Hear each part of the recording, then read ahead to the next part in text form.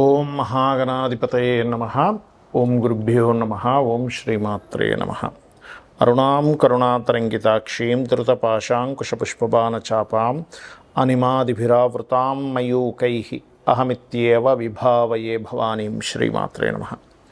ప్రేక్షకులకి ఆ లలితాంబిక అమ్మవారి యొక్క అనుగ్రహం పరిపూర్ణంగా కలగాలని మనస్ఫూర్తి కోరుకుంటూ మనం ఈరోజు అసలు సర్పదోషానికి కాలసర్పదోషానికి ఉన్నటువంటి వ్యత్యాసం ఏమిటి, కాలసర్పయోగం ఏదైతే ఉందో అది జన్మజాతకానికి ఎంతవరకు అప్లై చేయాలి, అసలు చేయాలా వద్దా, ఒకవేళ నిజంగానే కాలసర్పయోగం ఉంది ఎక్కువగా ఇబ్బంది పడుతున్నాము అని కనుక మీరు అనుకున్నట్లయితే ఎటువంటి పరిహారాలు చేసుకుంటే మీకు ఆ కించిత్ దోషం కూడా పోతుంది. అదేవిధంగా కాలసర్పయోగం కాకుండా న్యాచురల్గా సర్పదోషాలను కొన్ని కాంబినేషన్స్ వల్ల ఏర్పడతాయి. ఒక్కొక్క లగ్నం గురించి చూసుకుందాం. లగ్నం తెలియని వారు రాశి నుంచి చూసుకోవచ్చు, అందులో ఎటువంటి సందేహం లేదు. ఆ యొక్క పరిహారాలు చిన్నవి, మనం ఏదో పెద్ద హోమములో యజ్ఞాలు చేయించుకోవాలని రూల్ ఏం లేదు. డబ్బులు లేకపోయినా అప్పులు చేసేసి మనం దీన్ని ఖర్చు పెట్టేసేయాలంటే లేకపోతే నాకు ఈ దోషం పోదు అనేది ఏముండదు.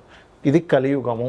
చాలా చిన్నగా ఒక దానం ఇవ్వడం ద్వారా, లేకపోతే ఒక గోసేవ చేయడం ద్వారా, ఒక చక్కటి చిన్న మంత్రం చేసుకోవడం ద్వారా ఏ కాంబినేషన్ ఏర్పడడం వల్ల సర్పదోషం ఏర్పడుతుంది, దానికి ఏం చేసుకోవాలి అనేటువంటి విషయాలు ఇప్పుడు మనం తెలుసుకుందాం. అయితే ఈ విషయాలు చెప్తుంది నేనైనప్పటికీ కూడా చెప్పిస్తుంది సాక్షాత్ లలిత అమ్మవారిగా భావిస్తూ ఒక్కొక్కరి గురించి తెలుసుకుందాం. కన్యా లగ్నము, కన్యారాశి, కన్యవారికి కనుక చూసుకున్నట్లయితే ముఖ్యంగా ఇక్కడ లగ్నానికి సర్పదోషం ఏర్పడడం మాత్రం బుధుడు కుజుడు ద్వారా ఇబ్బందినిస్తే ఏర్పడుతుంది. అలాగే మరొక విషయం ఏంటంటే ఇక్కడ కుజబుధులు కలిసి ఉన్నారు ఉదాహరణకి, ఇది ఎటువంటి సర్పదోషాన్ని ఇస్తుంది. 10th పోర్ట్ఫోలియో కూడా వెళ్ళి కుజబుధులతో కలిసి ఉన్నాడు.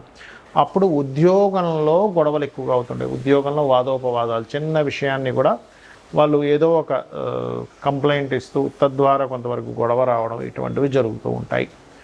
మీకు కన్యాలగ్నం వారికి ఉదాహరణకి మీకు 3, 8 అధిపతి అయినటువంటి కుజుడు గనక పాడయ్యాడు, అప్పుడు మీకు ఆకస్మిక సంఘటనలు కొంతమంది అంటుంటారు చూసారా, ఏమంటే చాలా సడన్గా నా లైఫ్ టర్న్ అయిపోయింది, ఎందుకు ఇలా జరిగిందో అర్థం కావట్లేదు. బికాజ్ ఆఫ్ కుజుడు సర్పదోషంలో ఉన్నాడు, లేదా కుజరాశుల్లో రాహు ఉన్నాడు. ఇది సర్పదోషం ఇచ్చేటువంటి రిజల్ట్. అంతేగాని ప్రతిసారి ఒకే రిజల్ట్ రాదు, దశని బట్టి మారిపోతుంటుంది. ఆ మహాదశ రావాలి ఒక్కోసారి. ఆ మహాదశ కనుక జీవితంలో లేకపోతే ఏ సర్పదోషం కూడా మీ మీద పనిచేయదు, గుర్తుపెట్టుకోండి. అలాగే ఇక్కడ శని గనక సర్పదోషంలో ఉన్నాడు, అప్పులు ఇవ్వడం ద్వారా, మిత్రులకు అప్పులు ఇవ్వడం ద్వారా ఇబ్బంది పడతారు. ఇది ప్రధానంగా గుర్తుపెట్టుకోవాలి. అలా కాకుండా చంద్రుడు ఉన్నాడు, అప్పుడేంటి ఏదో వ్యాపారం చేయాలి. ఎలా అంటే చంద్రుడు పాపగ్రహాలతో ఉన్నా, కుజశనితో ఉన్నా, రాహుతో ఉన్నా, అప్పుడు సర్పదోషం ఏర్పడుతుంది. అలాంటప్పుడు ఏదో పెద్ద మొత్తంలో వ్యాపారం చేద్దాం అనుకున్నానండి, కానీ వ్యాపారంలో ఇంత నష్టపోతున్నాను అనుకోలేదు, ఇట్లాంటివి ఎదుర్కొంటూ ఉంటారు. రవి గనక సర్పదోషంలో ఉంటే తండ్రి ఆస్తి లేదా మెడికల్ రిలేటెడ్ రంగాల్లో ఇన్వెస్ట్మెంట్ చేయడం, లేదా బయటికి వెళ్ళి ఏదో మెడిసిన్ చేస్తానని అక్కడికి వెళ్ళి ఇంట్రెస్ట్ సరిగ్గా చూపించలేక సరైన రిజల్ట్స్ రాకపోవడం, విదేశాలకు వెళ్ళడం ద్వారా ఇటువంటివి ఏర్పడుతూ ఉంటాయి.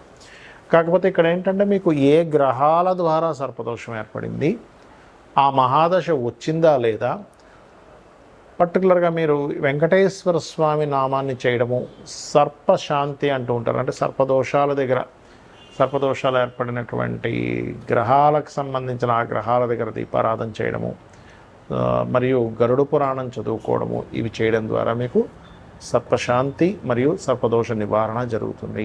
కాలసర్పయోగము అంటారు దీన్ని, కొంతమంది దోషము అంటుంటారు. ఇది పర్సనల్ చార్ట్కి అప్లై అవ్వదు. ఎక్కడా కూడా శాస్త్రాల్లో పర్సనల్ చార్ట్కి అప్లై చేయమని చెప్పలేదు.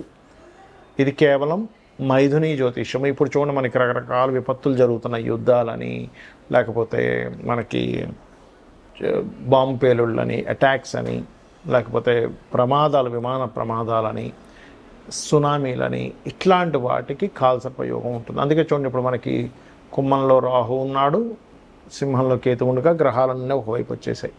అందులో ప్రత్యేకంగా కుజుడు కేతు కలిసి ఉన్నందుకు అదొక పిశాచ యోగం ఏర్పడి అగ్ని ప్రమాదాలు ఎక్కువగా అవుతూ ఉంటాయి.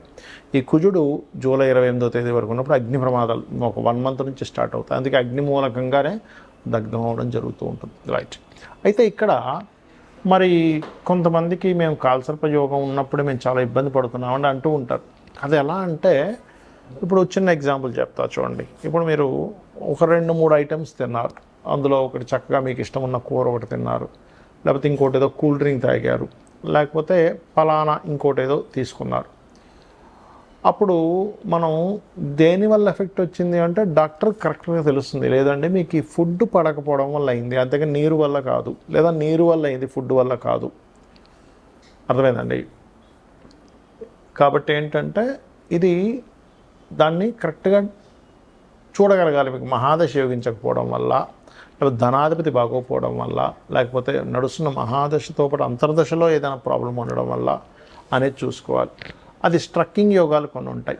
కాబట్టి నేను మీకు చాలా ఉదాహరణ వీడియోలో చెప్పాను. 180 మంది దేశ నాయకుల యొక్క జాతకాలు తీసుకుంటే అందులో 90% ఆఫ్ పీపుల్కి, ప్రెసిడెంట్లకి కాలసర్ప యోగం ఉంది. మరి వాళ్ళంత గొప్ప వాళ్ళు అయ్యారంటే మనం ఏంటని అర్థం చేసుకోవాలని. అంతదాకా ఎక్కడో విదేశాల్లో ఉండేటువంటి ప్రెసిడెంట్ల దాకా ఎందుకు, మన మెగాస్టార్ చిరంజీవి గారి జాతకంలో కూడా నేను చూశాను. మీరు కావాలంటే డేట్ ఆఫ్ బర్త్ నెట్లో కొడితే కాలసర్ప యోగంలోనే గ్రహాలన్నీ ఉంటాయి. దానికి సింపుల్గా ఆయన నెట్లో డేట్ ఆఫ్ బర్త్ తీసుకొని, దానికి టైం కూడా అక్కర్లేదు కాలసర్ప యోగం చూడడానికి. గ్రహాలన్నీ రాహుకేతువులకు అవతల కానీ యువతలు కానీ అన్నీ ఉంటాయి. కొంతమంది ఒక చంద్రుడు ఉన్నాడు కదా, అది కూడా కాలసర్ప దోషం అంటారు. అది కాదు, అన్ని గ్రహాలు ఉండదు అని అంటారు. అది ఓన్లీ జన్మజాతకానికి అప్లై చేయకూడదు. ఒకవేళ సరే మీకు అంతగా మీకు అలా అనిపిస్తుంది, చక్కగా కాళహస్తి వెళ్ళండి. ఆ పరమేశ్వరుడి యొక్క అనుగ్రహము, రాహుకేతువుల అనుగ్రహంతో మీకు ఉండే ఆ కొద్దిపాటి దోషం కూడా పోతుంది. ఒకవేళ మీకు దాని మీద ఎక్కువ పనిచేస్తుంది అనుకుంటా. రైట్. ఇక సర్పదోషానికి మీకు జాతకం లేదు కానీ ఎలాంటి సిమ్టమ్స్ ఉంటుంటాయి యాక్చువల్గా సర్పదోషం వచ్చినప్పుడు అంటే, ప్రతిదీ కూడా గొడవగా అవుతూ ఉంటుందండి. మీరు ఏ పని ప్రారంభించాలన్నా గొడవ. ఇది సర్పదోషం యొక్క ఇది. కొన్నిసార్లు వాదన రూపంలో ఉంటాయి, కొన్నిసార్లు గొడవ రూపంలో ఉంటాయి, కొన్నిసార్లు ఏదైనా ప్రారంభిద్దాం అనుకునేసరికే అదొక ప్రమాద రూపంలో మారిపోతుంటుంది. అంటే ఎక్కడికో పెళ్లి చూపులకు వెళ్తున్నారు, అది సప్తమ స్థానంతో సంబంధం వచ్చింది ఆ సర్పదోషం. అప్పుడు వెళ్తున్నప్పుడు యాక్సిడెంట్ అయిందండి అంటూ ఉంటారు, లేకపోతే వివాహం అనగానే గొడవలు అయిపోతున్నాయండి అంటారు. మొన్న ఒక జాతకం చూసినప్పుడు ఆ అబ్బాయికి అన్నాను, బాబు నీకు వాళ్ళ మదర్ని అడిగాను, అమ్మ మీరు ఈ అబ్బాయికి వివాహము అనగానే గొడవ అవుతుందా లేదా అంటే, అవునండి ఎప్పుడు వివాహం అన్నా గొడవ. అంటే ఏమిటి, సర్పదోషము సప్తమ స్థానంతో సంబంధం కలిగి ఉంది.